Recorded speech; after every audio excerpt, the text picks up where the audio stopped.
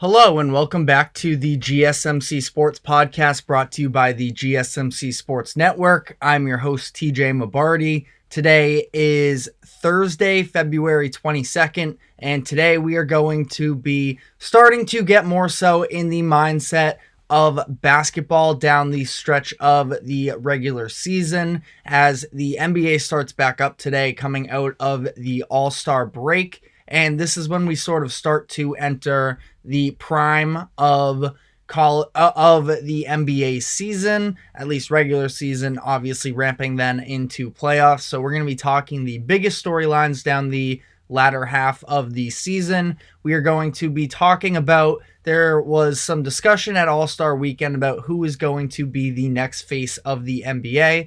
So we'll be talking about that idea. We will then be talking about the other takeaway that I had from All-Star Weekend before we sort of close the page there, where Adam Silver talked about the G League Ignite program that they have running and how the future doesn't seem to be great for that.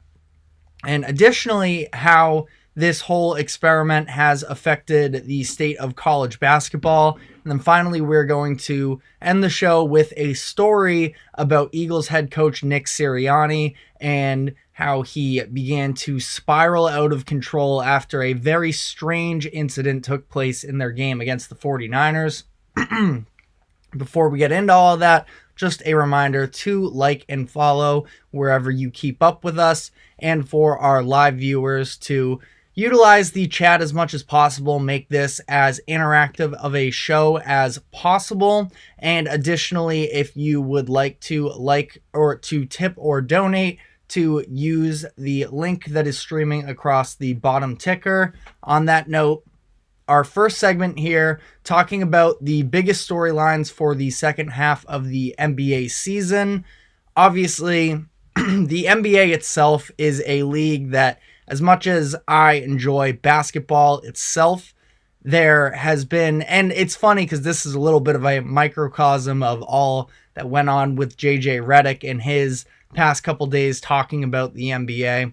It's about the basketball first, but the NBA, more so than any other professional league in America, is a little bit of a soap opera, and the storylines surrounding the league are always a massive part of the entire picture of the league itself. Sorry. So we are going to be talking about the biggest storylines. I think that it starts with, sort of on that same note about JJ Redick in the past couple days, talking about the Milwaukee Bucks and whether or not Doc Rivers is going to be able to turn it around, which I think baseline off of how they've started during his tenure, they will turn it around some, but how much can he fully get the Bucks going and get them towards contention? We've been talking about it for weeks. It has been a rough start since Doc Rivers has taken over with the Milwaukee Bucks. They are 3-7. Their offense has fallen off of a cliff as they were one of the best offenses in the NBA, and that has seen a drastic dip since then.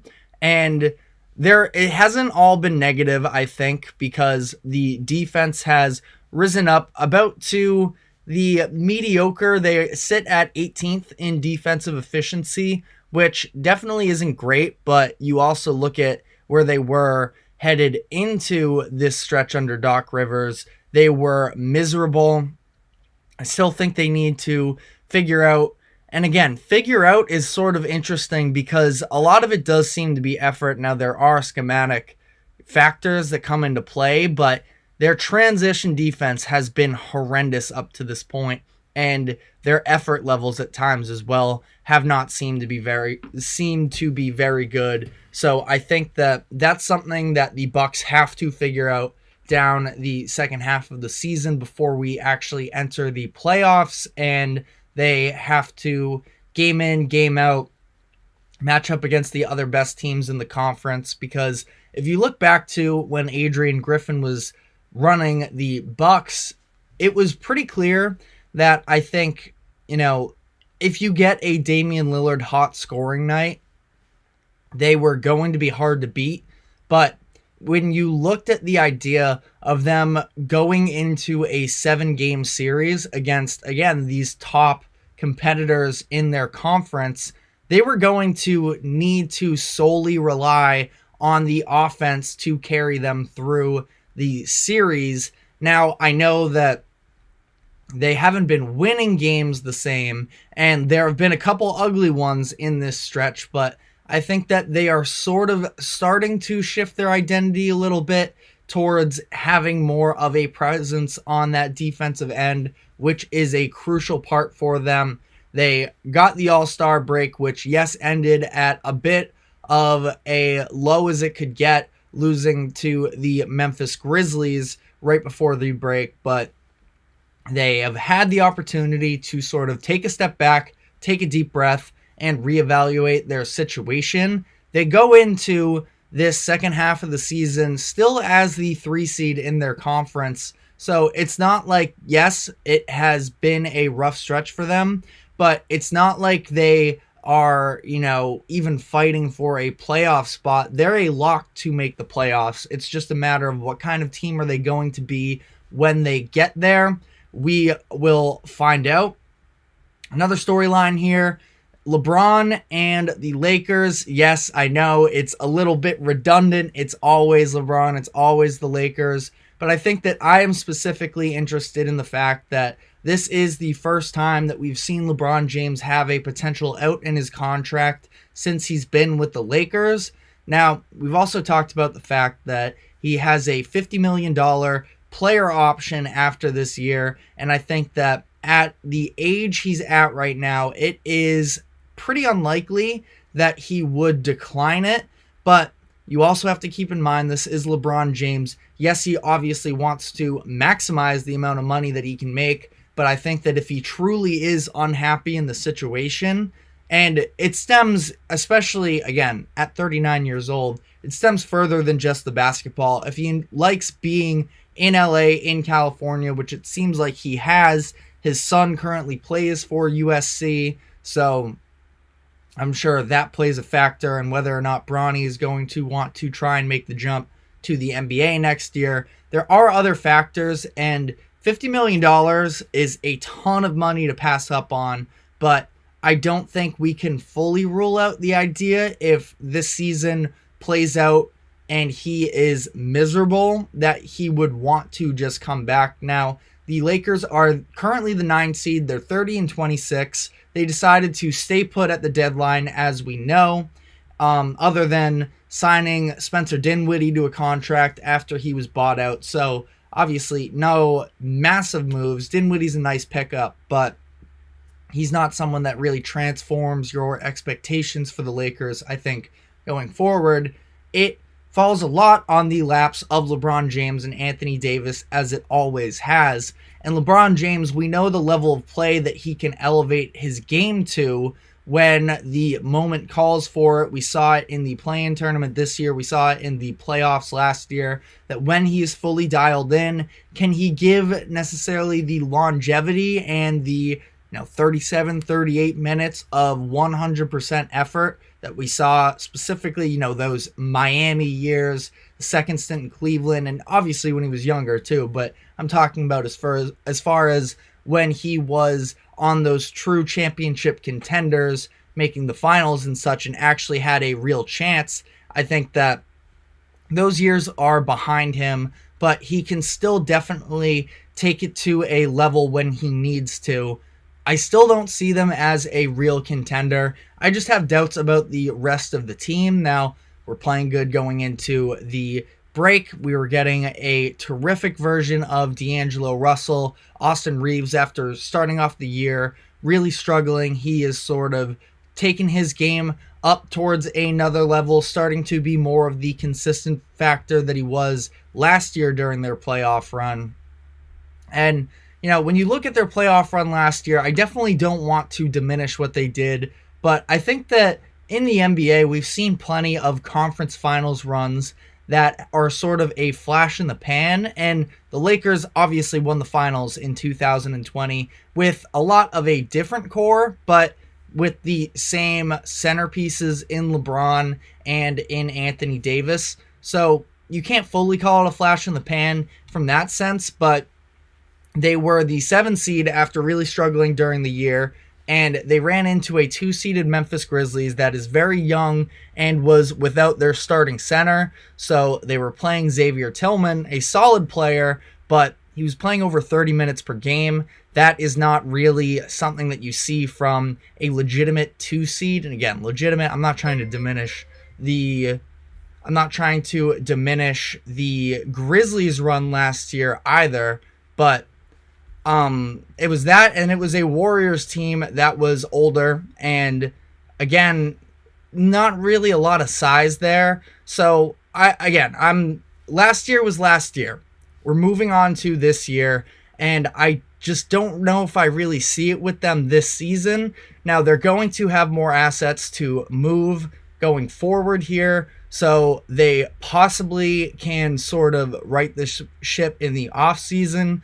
But the way that this year plays out, I think, is going to be very crucial for whether or not LeBron James wants to stay with the team, especially after putting out all these feelers to the team that he wanted things to change. And this was the first time we really saw a LeBron James team, the front office that is, say, no, we are not going to fully cave into whatever you want. So I think that's going to be interesting to look forward to. Joel Embiid's timeline is something, because if you look at the state of the Eastern Conference right now, for what was expected to be a better season, I think, for the conference as a whole, we've seen with the Bucks and with Embiid's injury to the 76ers, the true high-level contenders sort of dip off a little bit with the state of the Eastern Conference. And that being said, if Joel Embiid were to play, there would be a very real opportunity for them to make some sort of a run. Still yet to go to the conference finals. We could see that change, but of course we have this whole situation with Joel Embiid. I think the fact that they made the Buddy Hield move this year, who he's an expiring contract, I expect that they are going to try and bring him back for next season. But I think that move said they are expecting him to be back of some capacity. Now, I wouldn't rush him if I were them, because of the history that you've had with him and injuries in the past already. But it seems like they are at least mentally gearing up for trying to make a playoff run here. They're going to get DeAnthony Melton back, which I think is huge. I think he's a wildly underrated player in the NBA who's been dealing with an injury for the past month or so. So that will be an addition for them there. And then I think when you just look at the 76ers here, the key for them is to stay above the 7 seed and the play-in threshold, because especially in those, one-game opportunities, granted, if you have Joel Embiid, healthy or not, that probably determines the future of your playoff run as it is. But I think that, you don't want to sort of flirt with that play-in tournament. They're currently the 5 seed. They're 2.5 games above the 7-seeded Heat. So we will see, because they have been staggering, even a little bit prior to Embiid's injury, where he was missing some games. Tyrese Maxey was missing some games. So they haven't been playing their best basketball, but I do think that the Eastern Conference is pretty open if they were to get the best version of the current team that they have on paper. Next, I have the LA Clippers, where we've seen them sort of be a little bit of a cursed franchise for a lot of their existence, even predating when I was watching basketball. They had the worst win percentage in all of American sports from 1981 to 2014.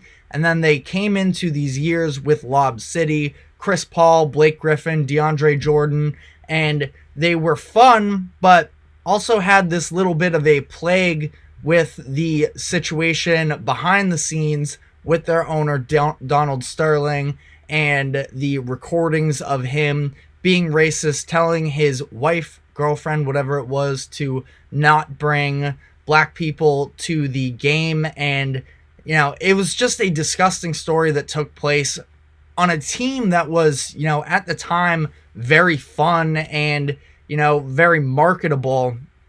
And then you have the owner in the back who is just nobody wants to associate with that. So he ends up being forced to sell the team. And even then, obviously, you cleanse your organization of the true, toxic ownership, but there still wasn't great vibes, for lack of a better term, within the locker room itself. It's been reported that Chris Paul was very hesitant to give the reins over to an up-and-coming Blake Griffin. He didn't like that Blake was being marketed as their star, and I just feel like they kind of hurt themselves, blow a 3-1 lead during those years, and despite being a regular playoff team, never even made the conference finals, would have if it were not for that blown 3-1 lead. And then obviously we come into this next era where they sort of rejuvenate themselves and, buy into this new nucleus of Kawhi Leonard and Paul George, and we just haven't seen them be healthy together up to this point. And it's unfortunate because we know the high level of talent they possibly could have with one another, but we just haven't reached the surface yet. They made a conference finals, at least, unlike the Lob City teams, but it was Kawhi Leonard who got injured during that series, and Paul George was incredible against Utah going into the conference finals against the Suns, but they were just undermanned at that point. So they would love to finally get this monkey off of their back. They're moving into a new arena next year. I'm sure that Steve Ballmer, their new owner, would love to be able to enter with a bang and a flash and sort of take over, to whatever extent the Clippers are ever going to be able to take over LA and start this new era off for them on a positive note. And then sort of on that same note of finally being able to get the job done, the Boston Celtics, who have been another team that's been at the top of the standings for the past handful of years, and we saw the transformation when they sort of switched over the reins. They were this fun up-and-coming underdog led by Isaiah Thomas and with, a group of very solid role players, but not true star power, and then we're able to add Jason Tatum, Jaylen Brown to that mix, and since then they have been to 4 Eastern Conference Finals and a finals appearance. So we've talked so much about this core, and while I do think the general discussion around the Celtics has been a little bit overcritical, given that they were a younger team and they were still sort of finding themselves, and because you're the Boston Celtics, because you've been in the moment as many times as they have been, they were expected to win already, and because they haven't done that, they've been looked at a little bit as failures to people on the outside. This is their best opportunity yet with adding Drew Holiday, with adding Kristaps Porzingis, and they are the odds-on favorite going forward. And Jason Tatum talked about the idea of becoming the next face of the league, and him and some of his other peers at All-Star Weekend talked about the fact that that starts with winning, and Tatum and the Celtics have a golden opportunity to do so this season. On that note of the next face of the league, we are going to be taking our first break, and when we come back on the other side, we will be discussing who could be the next face of the NBA, as that was a big topic of discussion at All-Star Weekend this past week. So stick with us. We will be right back and get into all of that. I feel like I'm losing my mind. Is everybody in the world blind? Please, Lord, give me a sign, a sign. I feel like I'm losing my mind. Is everybody in the world blind? Please, Lord, give me a sign, a sign. I wanna be the greatest. Everybody on the fake shit. I look around and feel like everybody is the fakest. I make this every day and I'm impatient. Hoping I blow up from the basement. Statement, the top is so vacant. I don't hear shit that I think is amazing. Waiting for my day when I'm playing. Sold out shows for 1,000 faces. Hey, give me that crown. Get in my way and to be put down. It ain't your place, all this my town. If I want that shit, then I'll get it right now. I'm losing it, the noose it fits. I'm losing shit, a stupid myth. You choose to live or choose to dip. You choose to fight or lose your grip and lose a gift. Oh, I feel like I'm losing my mind. Is everybody in the world blind? Please, Lord, give me a sign, a sign. I feel like I'm losing my mind. Is everybody in the world blind? Welcome back to the GSMC Sports Podcast. Just wrapped up talking about some of the storylines going forward in this NBA season as we enter the latter stretch of it until the playoffs. I alluded to it in that last segment with the idea of Jason Tatum potentially winning a championship this year and the fact that he could make an argument for being the next face of the NBA. This was something that was discussed during All-Star Weekend. I'm kind of surprised it was to the level that reporters were sort of reaching out to these young players and even some of the older guys as well. Steph Curry was asked about it. And, you know, there were a handful of names that were thrown out in the conversation. According to ESPN, the names a lot consisted of the Jason Tatum, Tyrese Halliburton, Anthony Edwards, Devin Booker variety. Luka Doncic was another name in that as well. Adam Silver was even asked about the idea.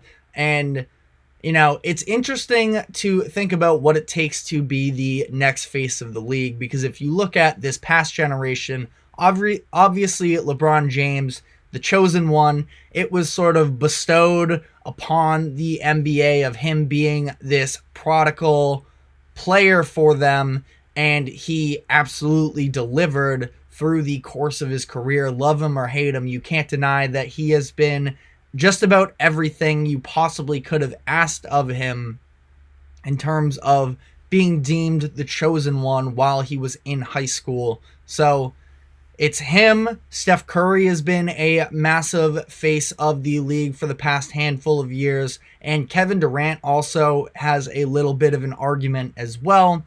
I think that, you know, his legacy gets all kinds of weird discussions around it because of teaming up with Steph Curry, because of the joining the Warriors after blowing a 3-1 lead to them, all of that. But I mean, I have no doubts that Kevin Durant is one of the greatest players of all time. And I think that he, yes, made a decision that wasn't popular with NBA fans, but I don't think that that at all takes away from the greatness that is in his career, because it was him being the best player on those championship teams, despite Steph Curry, who is the greatest shooter of all time, one of the greatest point guards of all time, and yet Kevin Durant still, pecking order wise, was the one. He hit the big shots in LeBron's face during those finals. So, you know, again, what does it take to be that face of the league?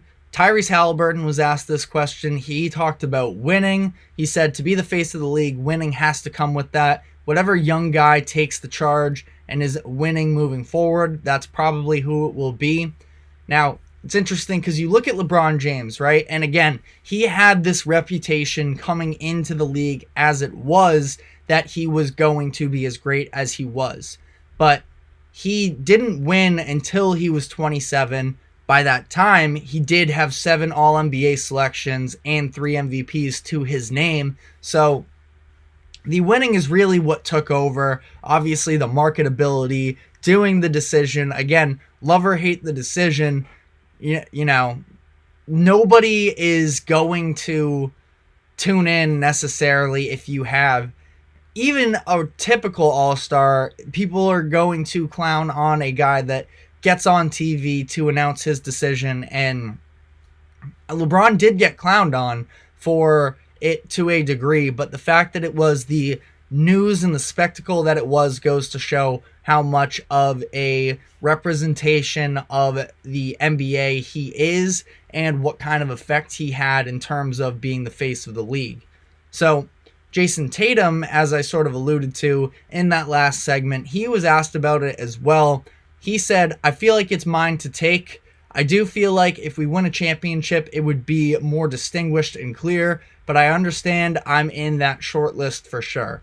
Now, as a Celtics fan myself, I have people in my life who hated the fact that he said this. Me personally, I don't mind it. I think that confidence is obviously always something that we're going to see with these NBA players. It's what we expect out of them when it comes to, where do you rank amongst your peers, all those types of questions, because you have to have that mentality. And when you don't have the alpha dog mentality, you also get trashed for that as well. So nobody is ever happy with these types of comments, but when you're Tatum in this instance, I think that he does have a point. He's definitely on the short list. Now, is he going to be the face of the league? That's still to be said, because I think that it does start with winning. He's in a premier basketball market. He has plenty of accomplishments already. Since he came in his rookie year, he has been in the postseason every single year, to the conference finals 4 times and the finals as well. So, there is recognition. Now, his first finals, he was dealing with a wrist injury, not to make excuses, because he did get locked down by Andrew Wiggins in that series, and he was not good down the stretch of those games, and it is a very easy target for NBA fans to criticize him for that. But we also saw a massive collapse from LeBron James in that the first 2 finals series really that he made to. Even though the Cleveland one, it's very forgivable considering the roster that was surrounding him at that point. But losing the first season in Miami to a Mavericks team that on paper was still very good. You have an all-timer in Dirk on that other end, but still LeBron had a disappointing series in that. And the same can sort of be said for Tatum and that series against the Warriors in the 2022 finals. So Tatum, I think, does have a very strong argument. I think that it's interesting when you talk about the face of the NBA. This is fair or not. Me personally, I don't have a preference, but I remember hearing conversations about this even over a year ago, and I forget who it was, so I apologize, but someone made the point of how important is it for the face of the NBA to be an American. And you don't think that should matter all too much, but I do think that there is something when you think about the marketability of an NBA star. Now, I think that Giannis has an incredible personality, and the fact that he's as goofy as he is, and he, has always seemed to be an incredible stand-up person, ultra competitive, which some people sort of get on his case for, but I think that we should want the face of the NBA to be a competitor. Giannis has crazy energy every single game, and I know that some of the quotes that came out this past weekend, I don't know what he's talking about, the idea of I don't watch basketball, I like how it makes it harder for me when I don't know what my opponents are doing. That's a weird thing to say in my opinion, but I still think you look at Giannis, he's entering his prime now, and especially with his sort of play style, it's interesting. How long is it going to hold up? He relies very heavily on his physical attributes, which he's never been injury prone, knock on wood. He has the, accomplishments on both ends of the floor, and he's won a championship. So, like we talked about, winning sort of starts this conversation, and he's done that. He has the MVPs. He's been on all defensive teams. He's won a Defensive Player of the Year award, I'm pretty sure. And I think that he definitely makes an argument for being in that list as well. And when we talk about this face of the NBA. Yes, it's LeBron, but like I mentioned, right next to him, I think at least of this recent generation, Curry and Durant have been right there with him. And we can't expect every NBA great or every, big marketable player for the NBA to play until they're 40 years old and to be as good as LeBron James and Steph Curry is into their mid to late 30s. It's very possible that that's the case. We haven't seen longevity in the NBA and really in all sports in general be quite as successful until this generation, where we seem to be a lot better about preserving stars for a longer time. But I question, not question, but like those are the questions sort of surrounding Giannis going forward. I think that Luka is a great potential face of the NBA, especially because you look at the three best players in the NBA today, you probably, if you were to ask the majority of people, you will get some combination, I think, on average, most of Nikola Jokic, Giannis Antetokounmpo, and Luka Doncic. Three international players. So to that point of, should the NBA, the face of the NBA, be American, we're maybe heading into a direction in the league where there is more international stars, and I think it's great. I love the fact that international basketball has been so much more competitive with basketball and with football. I love, the idea of it becoming more of a global sport. I think that's something where I'm not a soccer fan, but I think that it is really cool just how widespread it is across the world. It's a unifying force, and it also brings a little bit of competitiveness with it as well, because there is that sort of, nationality pride that takes place with that. So you can make an argument we're heading into a little bit of a, international NBA, because you look at, not to mention Shai Gilgeous-Alexander, who was thrown out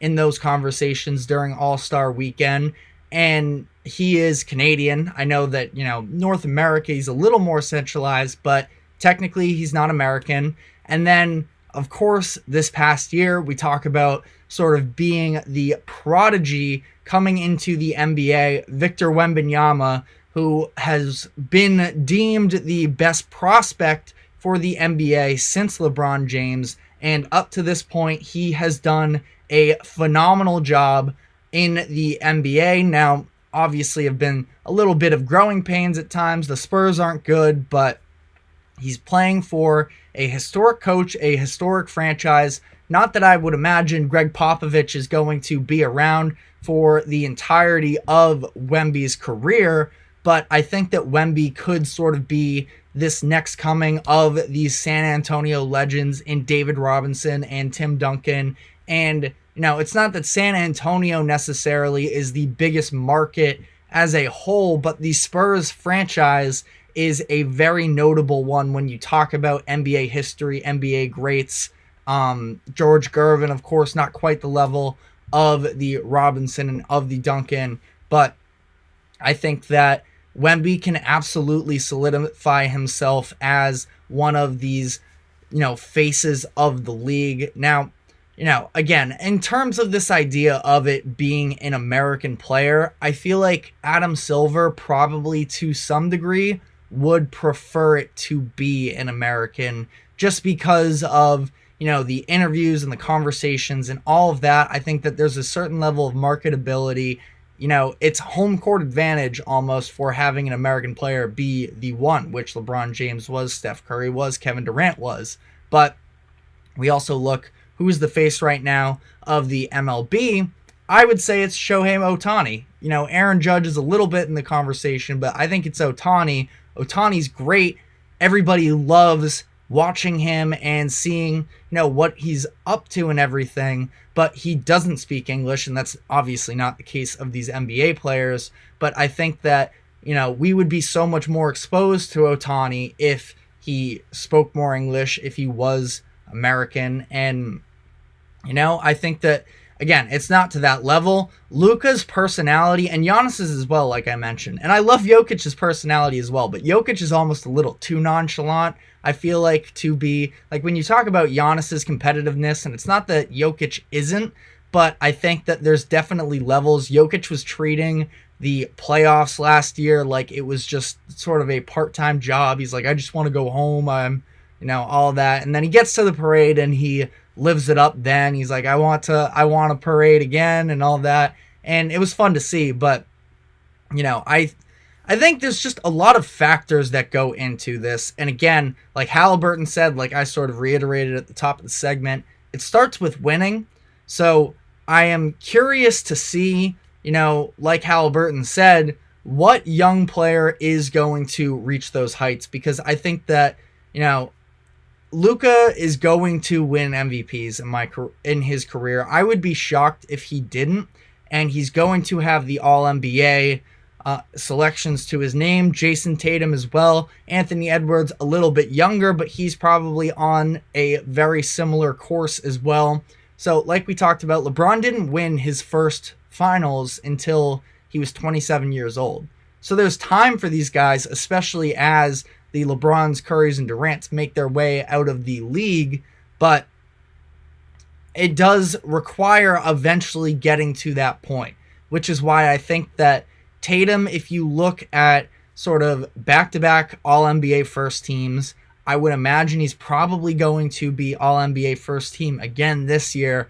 If he adds a finals MVP to his resume already at 25, I think he's going to be turning 26 this year, then that is a massive step, and he probably has the edge on all the rest of the players of his generation.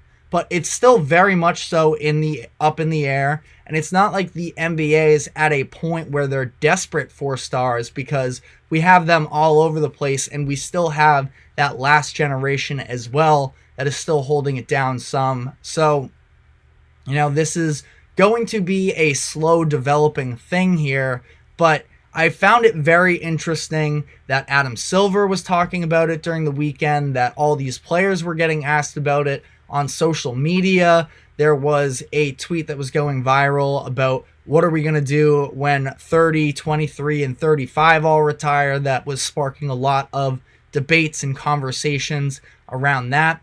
So it's just a fun thought experiment to play this out. The reality is we can't know until somebody sort of takes the reins. It can't be something that's just handed down. It has to be one of these players making that jump to get to that level. And, I think that there are a handful of really strong candidates for that. So on that note, we are going to be taking our second break. When we come back, we're going to be sticking with some basketball thoughts.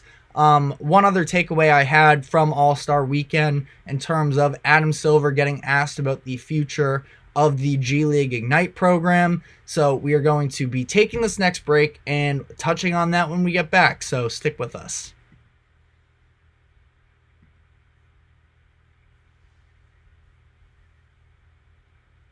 For the best and latest podcasts available anywhere, go to the podcast app on your cell phone and type in GSMC to access free content-rich podcasts on health and wellness, book reviews, sports, entertainment, relationships, social media, movies, technology, finance, and even weird news. Subscribe and download the GSMC Podcast Network's family of shows, available everywhere podcasts are found. Welcome back to the GSMC Sports Podcast. Moving into a segment here talking about the idea of the G League Ignite. This is something that Adam Silver was asked about during All-Star Weekend. He said the future is still sort of to be seen. It seems like it might be a little bit murky. So in case you don't know, the G League Ignite is a program that the NBA first came up with, or introduced at least, in 2020. It was to add a team among the G League, which is the NBA's developmental league, almost the semi-pro teams like in the NHL or the MLB, and where prospects could come straight out of high school and join this one specific team, the G League Ignite, and immediately make money for their basketball talent. This was in place of going to college and playing their 1 year there, because the NBA requires at least one post high school year before you can be eligible to enter the NBA draft. And at the time that this program was created, there were not the rules surrounding NIL where athletes were able to make money off of their name, image, and likeness, where there were a handful of cases of programs, individual players getting caught for receiving money in order to go to a school. Right around this time, it was a big storyline where James Wiseman, who ended up being the number 2 overall pick in that 2020 draft, he was ruled ineligible for the majority of the Memphis season, where he was playing his freshman year after dealing with some injuries in high school as well. He comes in, and it was found out that he received some money to go to the school, play under Penny Hardaway, and he was ineligible for the rest of the year. And the NBA sort of stepped in with this Ignite program and said that they could provide these athletes an opportunity. And a lot of these athletes, especially at the time coming out of high school, where they needed money, they wanted to help provide for their family potentially. And the way that Adam Silver put it this past weekend when he was asked about it, the Ignite team was filling a hole that gave prospects an opportunity to make this money while still being eligible to play in the NBA draft a year later. The Ignite was launched in April of 2020, and they took place during the 2020-2021 season, where they would get these developmental prospects together. They would play together with a couple other veteran players surrounding them as well, and they would face off against the other G League developmental teams of the other remaining NBA teams. I don't think every single NBA team, especially at that time, had a G League team, but play against, actual professional basketball players that were on two-way contracts or were trying to, play basketball in America and find a role into the NBA. And we saw a very interesting turn of events where about a year later, it was the NCAA versus Alston Supreme Court case in which it was ruled that the NCAA could no longer prevent athletes from making money off of their name, image, and likeness. And it sort of changed the, again, necessity of the G League Ignite, because as Silver put it, it was filling a hole that was no longer there. But even still, the Ignite has had a handful of successful individual prospects that have come out of the program. We've seen 4 lottery picks through the 3 seasons that this has taken place. We saw Jalen Green, Jonathan Kuminga, Dyson Daniels, and Scoot Henderson all go in the top 10 of the past 3 NBA drafts. And we are likely to see at least one more this year with Matas Buzelis, and could possibly be 2 as well. Ron Holland is another prospect. He's out for the rest of the season with a thumb injury, but we are probably going to see that number of 4 lottery picks increase even more this upcoming NBA draft. Now, the issue with the program is it hasn't really helped develop prospects in the way that they were initially hoping to do so, because you're bringing in a lot of these guys that need to develop. And, you look at the names that they had, such as Jalen Green and Jonathan Kuminga, very talented players, but, there was a lot of raw talent with them. And you're trying to develop them while also focusing on the other guys that are surrounding them in that same team. And we saw other guys, names that might not stick out quite as much, but Isaiah Todd, Leonard Miller from this past draft class, where they were hoping to also boost their stock, playing against a little bit of elevated opponents in the G League series.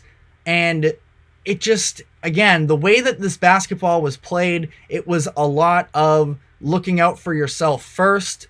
It was players looking to boost their individual stock. So there was a lot of selfish play, a lot of lack of team basketball. I think that Jalen Green has always had the talent, but it has been a little bit of an adjustment for him, actually adjusting into a team setting in the NBA. And while I think he has tons of talent, we still haven't seen necessarily the perfect fit in with the rest of the Houston Rockets team, and one that this year is looking to make a little bit more of a jump, play some more team first ball after adding veterans in Fred VanVleet and Dylan Brooks. So with the number of developmental prospects that they have in the league, it also resulted in some of these players not getting enough playing time that they thought they were signing up for. So we've seen some of these guys. Leonard Miller is somebody, he was drafted by the Timberwolves this past year in the second round.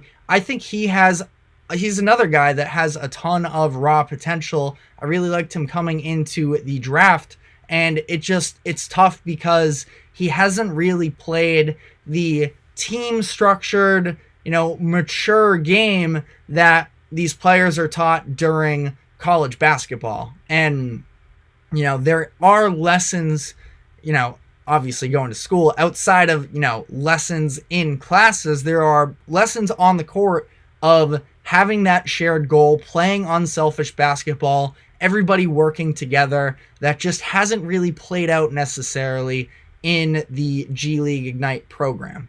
So the existence of this program has been a little bit harmful to some of these guys, and I think that in turn it's also hurt the product of college basketball a little bit, because you look at college basketball, there just isn't really that same level of star power that we saw prior to the introduction of the G League Ignite team. And I don't think that the Ignite program is fully responsible for it, but if you look at the couple draft classes right before this took place, you had box office teams. Obviously, you can go back in history and list hundreds of names, but in the years directly prior to the Ignite program, you had that Duke team with Zion, who himself was a spectacle, but he also played alongside RJ Barrett and Cam Reddish. John Morant was in that same year, and he goes out with this Murray State team and wins a tournament game. Anthony Edwards at Georgia, and Georgia wasn't even good at the time, but he himself was, he stood out physically. You could see this guy can be a number one pick and a star in the NBA, and we just don't really see that quite the same anymore, where there are a few names in college basketball right now that you could definitely see potentially go in the top three. Cody Williams for Colorado, Jacoby Walter for Baylor, Rob Dillingham for Kentucky, all very good players and should definitely be on, lottery picks on NBA teams this upcoming season. But there's just not the same level of excitement that we saw in college basketball in past seasons. So in a way, Buzelis is a great player. He grew up in America. He played in Chicago. He went to Brewster Academy in New Hampshire, and he was in the All-American game. But, I've seen one G League game myself because I never even know when they're on. And it's just having these stars with the power. Now, the 2024 class isn't exactly seen to be the strongest of recent draft classes anyways, but I just feel like with the viewership and the weight that comes with college basketball, and the NCAA has never been my favorite organization. I don't know anybody who's, team NCAA and a lot of the things that they do, but college basketball just means something, and it feels like it's meant less. And we've been going through this stretch during the All-Star break where there's no NBA. So I've been watching a lot of college basketball and I'm intrigued by it, but I'm not moved by it the same way because I don't think that there's that same level of star power. So, ultimately, I think that the Ignite was a great idea at the time of its inception, but it doesn't really have the same role any more than we needed, and these players can make money in college now. So not every prospect wants to go to school for a year. I think that, we should maybe encourage kids to go get an education, but if a prospect just wants to focus on basketball, I don't think you can take that away from them. So we should be able to find some other way to work this out. The NBL, the National Basketball League in Australia, has found a little bit of good balance where they spread out these prospects across different teams in the league, and that also requires the league itself helping to cover some of, if not all of, the contracts that these prospects get paid. And we've seen a handful of different players graduate from that. We saw LaMelo Ball, we saw Ousmane Dieng, Josh Giddey, names like that. So RJ Hampton as well is another one. So, the G League could try and incorporate some sort of a similar idea. I don't have all of the answers necessarily, but I do think that it's something that needs to be worked on one way or another, because I think that while the idea of the Ignite program definitely, was well thought out and was in search of helping these prospects, I don't think it's been quite as beneficial as we were hoping when it was introduced. So those are my takes on the G League Ignite program. Again, it's not that Adam Silver said that this is going to be ended soon. He just said he's not sure what the future of it is. And selfishly, because I like college basketball, I would prefer to see some of these players make their way into college basketball, because I don't know, I just feel like Jalen Green would have been such a fun college basketball player, I feel like. And who knows, maybe in turn we could have also seen him sort of be a little bit more refined as a prospect. That's all hypothetical, up for debate, but it's just something that I am interested in, and I'm curious to see how the league plays it from here. So on that note, we are going to be taking our final break. When we come back on the other side, we're going to be talking some NFL, where there were some very interesting stories that came out yesterday about Nick Sirianni and sort of what helped spark that downhill spiral of the Eagles season last year. So stick with us. We will be right back after the break.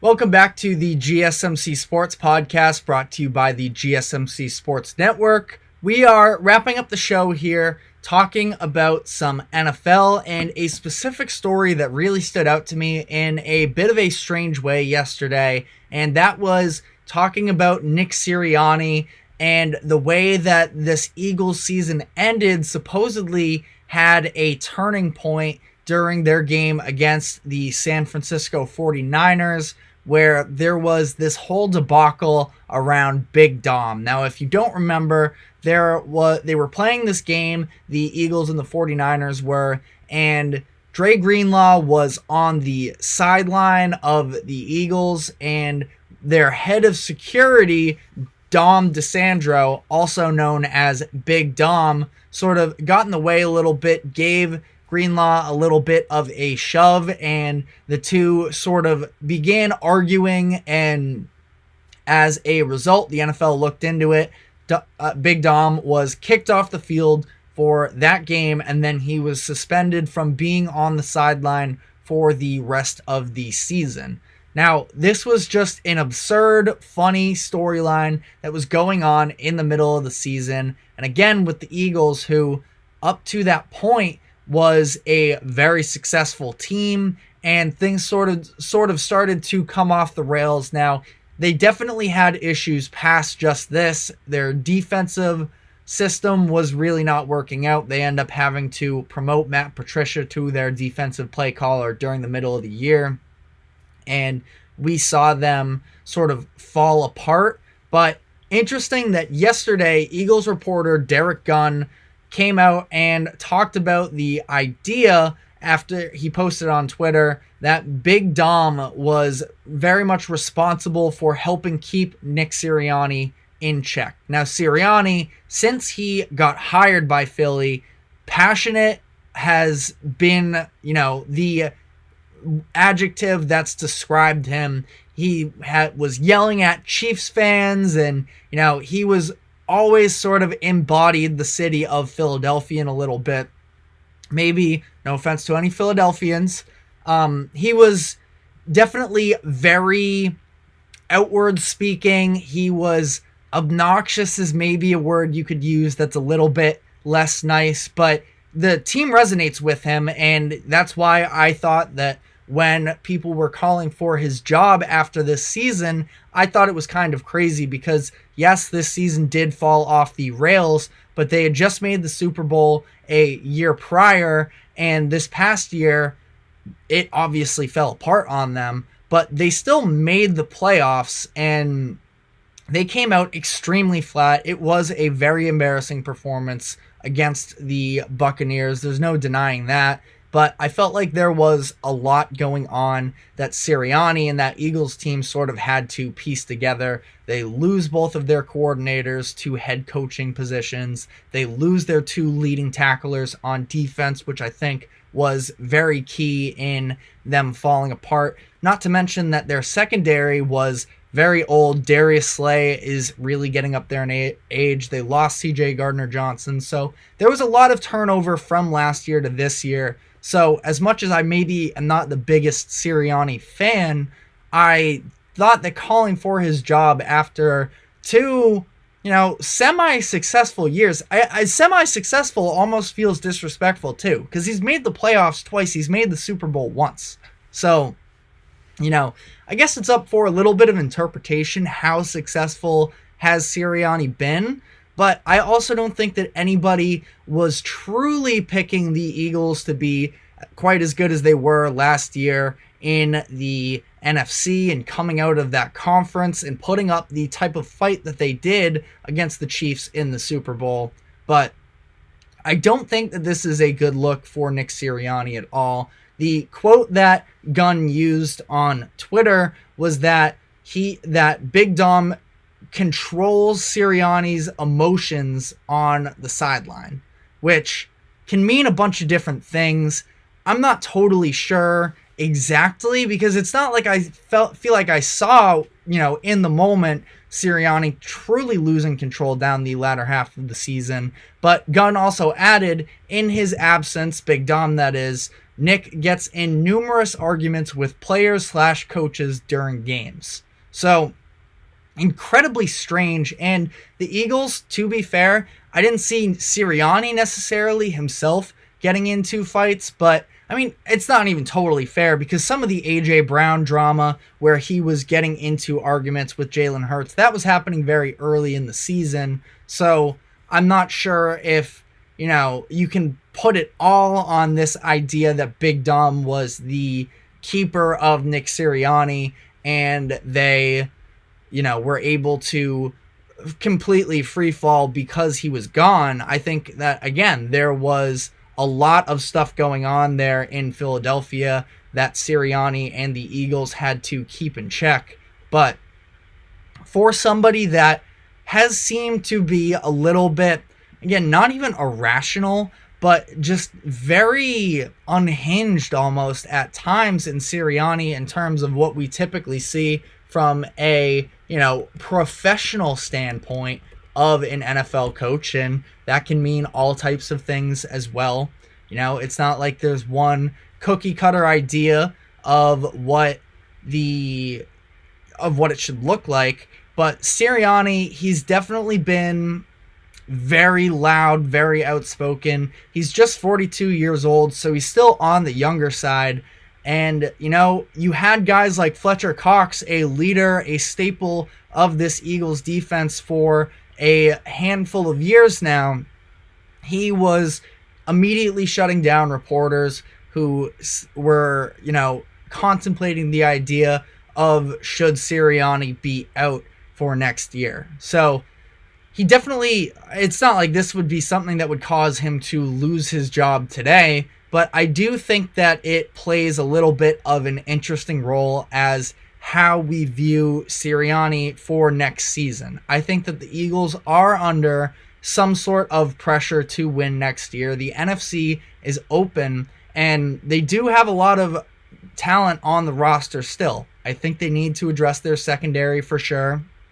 Their linebacker core hasn't been great. The first round guy they drafted last year out of Georgia, Nolan Smith or something.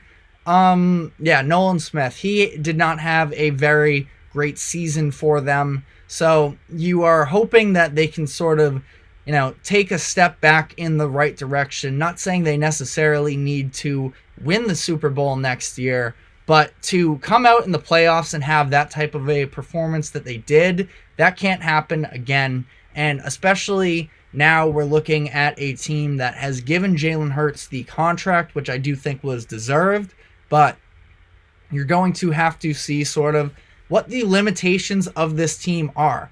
Jalen Hurts was sort of seen to be not the highest ceiling guy coming out of school after, getting replaced by Tua at Alabama, going to Oklahoma and putting together a very, very good season, but he fell to the second round for a reason. And it's a matter of once he's making $40+ million, is he going to be able to elevate a team that some of these other elite quarterbacks can do? And for Sirianni, where they go out, they have a very successful first season, take a step back this next year. Can you sort of bring yourself back in, bring the team back in, not fight with the guys that are on your sideline? Again, this is an Eagles reporter that came out with all of this. So, if anybody is going to have an insight on the team, it's somebody like this. But, and Gunn, that is, the reporter. But, definitely a concerning sign. And for him to, remain the Eagles coach going forward, he's going to have to find a way to check himself. And, we've seen coaches in the past be a little bit over the top. Sean McVay had a strength and conditioning coach that would follow him around and pull him back off of the field when he was getting worked up. He was the get back coach, and he held him back through that. And McVay has been a little unhinged himself at times, running into the end zone during that game they had in the regular season a couple years ago against the 49ers, where there's definitely a McVay-Shanahan rivalry that goes on within that own division, with McVay and Shanahan coming from the same coaching tree, all of that. And I think that, it's not uncommon to see sort of these new age coaches having that extra juice, that extra passion, but you have to put it in the right places.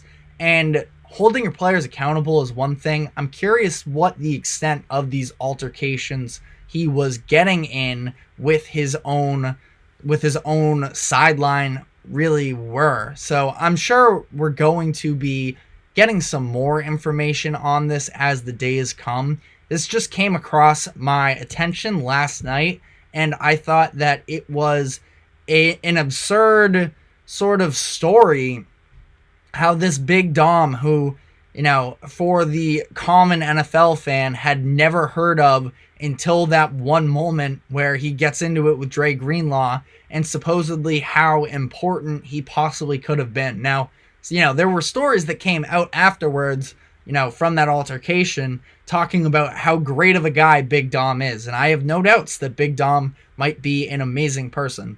But how could the head of security for your team, I understand if he's a calming presence and all of that, but to have such an effect where his absence takes you to a level where you lose control, that's just a very fascinating concept to me. And I'm very curious to see how this all plays out, because I would probably bet that Big Dom isn't going to be allowed on the sidelines next year. Once you're not even on the coaching staff, you are somebody that works in security, and you directly apply yourself and, get into the game itself and the antics of all of that, the NFL probably isn't going to let you come back. And who knows? We'll see. I'm sure that if he's that important, the Eagles are probably going to try and argue for him to stay along. But, who knows? Just such a crazy story that came out. And the Eagles are just such a fascinating, case going forward for me here, because I think that there's a lot of talent and a lot of potential, but a lot of unproven. And we're just going to have to see how it goes from here. But that is all we have for today. Thank you very much for tuning in. We will be back tomorrow, 2 o'clock as always. Thank you very much to the GSMC Sports Network for allowing us to host this show. And we will see you guys tomorrow. Finally got NBA games tonight. So on that note, we will see you then.